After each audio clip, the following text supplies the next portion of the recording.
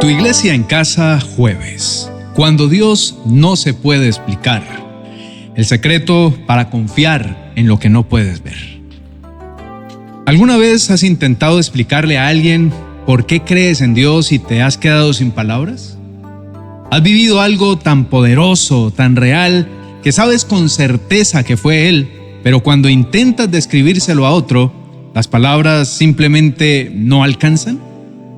Esa sensación no es una debilidad de tu fe, es una de las pruebas más contundentes de que Dios es real, porque lo que es verdaderamente infinito jamás cabrá en el lenguaje finito de los hombres. Hay una verdad que hoy quiero que se grabe en lo más profundo de tu corazón. Dios no necesita tu explicación para existir, y tú no necesitas entenderlo completamente para disfrutarlo plenamente. Esta sola idea tiene el poder de liberarte de una de las cargas más pesadas que muchos creyentes llevan sin saber: la presión de tener siempre una respuesta lógica sobre Dios. Hoy quiero invitarte a escribir en la cajita de comentarios esta declaración: Dios es real en mi vida. Que esa frase sea tu confesión de fe, tu respuesta a todo argumento, tu ancla cuando las dudas quieran sacudirte. Hay un relato en el Evangelio de Juan que captura perfectamente esta tensión entre la mente humana y el poder divino. Es el relato de un hombre que nació ciego. Juan capítulo 9, versos del 1 al 3, dice: al pasar Jesús vio a un hombre ciego de nacimiento, y le preguntaron sus discípulos diciendo: Rabí, ¿quién pecó, este o sus padres, para que haya nacido ciego? Respondió Jesús: no es que pecó este ni sus padres, sino para que las obras de Dios se manifiesten en él. Fíjate bien en lo que está ocurriendo aquí. Los discípulos son hombres que han caminado con Jesús, que lo han visto hacer milagros, que conocen las Escrituras. Y sin embargo, frente a lo que no entienden, su primer impulso es buscar una explicación racional. Alguien tuvo que haber pecado. Eso le daría sentido. Eso haría que el mundo volviera a ser predecible. Y eso es exactamente lo que hacemos nosotros también.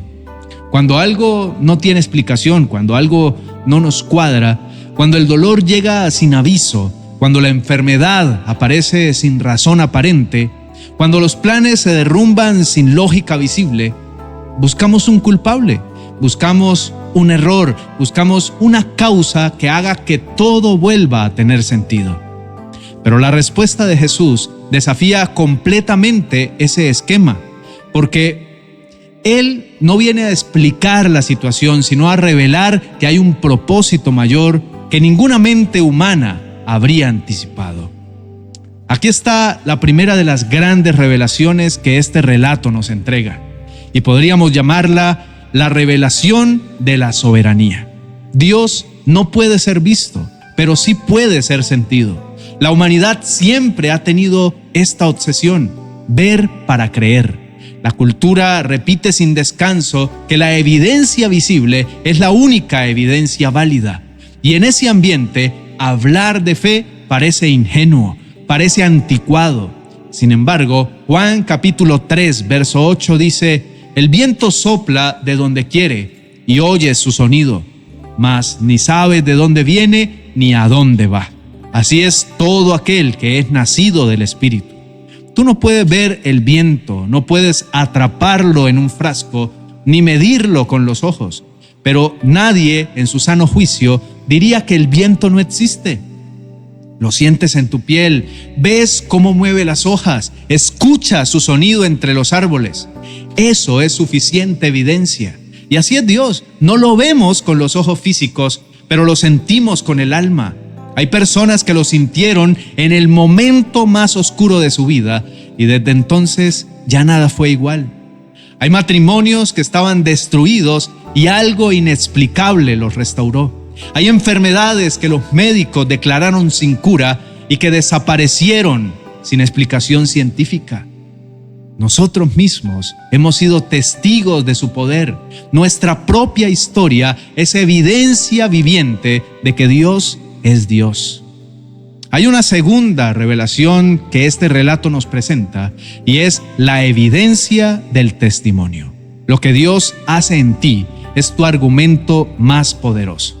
Cuando los líderes religiosos confrontaron al hombre que había sido ciego y le exigieron que explicara cómo había ocurrido su sanidad, él respondió algo sencillo, pero devastadoramente poderoso. Juan capítulo 9, verso 25 dice: lo que yo sé es que yo era ciego y ahora veo. No intentó debatir teología, no buscó argumentos filosóficos, solo habló de lo que había vivido. Y eso era suficiente, porque un argumento humano jamás puede con una experiencia divina. Una mente finita no tiene herramientas para desmontar lo que Dios ha hecho en una vida. Apocalipsis capítulo 12, el verso 11 dice: y ellos le han vencido por medio de la sangre del Cordero y de la palabra del testimonio de ellos. Tu testimonio no es solo tu historia personal, es un arma espiritual, es una victoria declarada. Cuando tú cuentas lo que Dios ha hecho contigo, algo se mueve en el mundo invisible.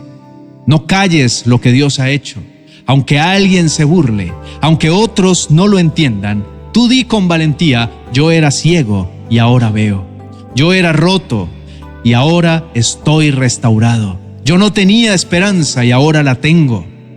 Y llegamos a la tercera revelación, quizás la que más necesitamos en este tiempo. Dios no puede ser explicado, y eso no es un problema, es una certeza. El profeta Isaías escribió algo que debería cambiar para siempre la manera en que te acercas a Dios. Isaías 40, verso 28 dice: ¿no has sabido? ¿No has oído que el Dios eterno es Jehová, el cual creó los confines de la tierra? No desfallece ni se fatiga con cansancio, y su entendimiento no hay quien lo alcance. Detente en esta última frase: su entendimiento no hay quien lo alcance. Eso no es una limitación de Dios, es su grandeza. Si tú pudieras explicar a Dios por completo, si cupiera todo entero en tu cabeza, entonces Dios sería tan pequeño como tu capacidad de comprensión. Pero como no lo puedes explicar, como siempre habrá algo en Él que supera tu razonamiento, eso confirma que es infinito. Y un Dios infinito es precisamente el tipo de Dios que puede con todo lo que tú no puedes. Así que hoy la invitación es esta: dejar de intentar reducir a Dios al tamaño de tus explicaciones. Deja de poner tu fe en pausa mientras esperas que todo tenga sentido. Hay cosas que nunca tendrán sentido desde tu perspectiva humana. Y está bien, Dios las ve desde un punto de vista que tú no tienes acceso. Lo que sí tienes acceso es a Él, a su presencia, a su poder, a su amor. Y eso es infinitamente más valioso que cualquier explicación. El ciego del relato no necesitó entender la teología de su milagro para disfrutar de su milagro. Él simplemente creyó, obedeció, fue al estanque de Siloé y regresó viendo. A veces Dios no te pide que entiendas, te pide que confíes, que des el paso, que vayas aunque no sepas exactamente qué va a pasar cuando llegues. La fe no es la ausencia de preguntas. La fe es la decisión de confiar en aquel que tiene todas las respuestas, aunque en este momento no te las esté mostrando todas. Recuerda esto: no necesitas verlo todo para confiar en Dios. Aunque no entiendas todos sus caminos, puedes descansar en que Él siempre sabe lo que hace. Dios es Dios y eso es suficiente. Hoy no necesitas demostrar nada ni tener todas las respuestas. Acércate a Dios con la certeza de que Él es real, de que ha estado presente en tu vida y de que puedes confiar en Él aun cuando no entiendas todo. Háblale desde el alma, con fe sencilla y sincera. Inclina tu rostro y oremos juntos. Amado Padre Celestial, hoy me acerco a ti con algo que por mucho tiempo me costó admitir. Hay cosas de ti que no entiendo. Hay momentos en mi vida que no tienen explicación. Hay circunstancias que llegaron sin aviso, sin lógica aparente, sin que yo pudiera encontrar una razón que lo justificara todo. Y durante mucho tiempo, esa incomprensión me generó más preguntas que paz. Me hizo dudar. Me hizo sentir que si no podía explicarte, quizás tampoco podía confiar en ti completamente. Pero hoy, algo cambió en mí. Hoy escuché que tu entendimiento no hay quien lo alcance, y en lugar de angustiarme, eso me dio una paz que no había sentido en mucho tiempo. Porque si tu entendimiento supera todo razonamiento humano, entonces hay esperanza para todo aquello que en mi vida tampoco tiene explicación. Lo que para mí no tiene sentido, para ti tiene propósito. Lo que a mis ojos parece un error, desde tu perspectiva puede ser exactamente el camino correcto. Eso me libera, Padre.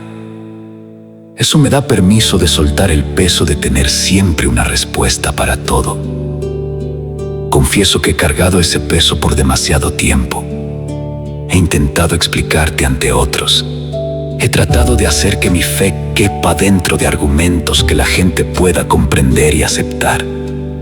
Y cuando no he podido, cuando alguien ha cuestionado y yo no he tenido respuesta, me he sentido inseguro, como si mi fe fuera frágil. Pero hoy entiendo que mi fe no está construida sobre mi capacidad de explicarte. Está construida sobre lo que tú has hecho en mí. Y eso nadie me lo puede quitar. Porque yo sé lo que era antes de encontrarme contigo. Sé el estado en que estaba mi corazón, mis relaciones, mi vida. Y sé lo que eres ahora en mí. Esa diferencia no necesita más argumento. Esa diferencia es la prueba.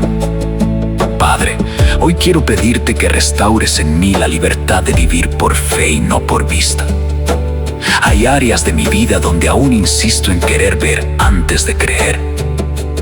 Hay decisiones que he postergado esperando que todo esté perfectamente claro antes de dar el paso.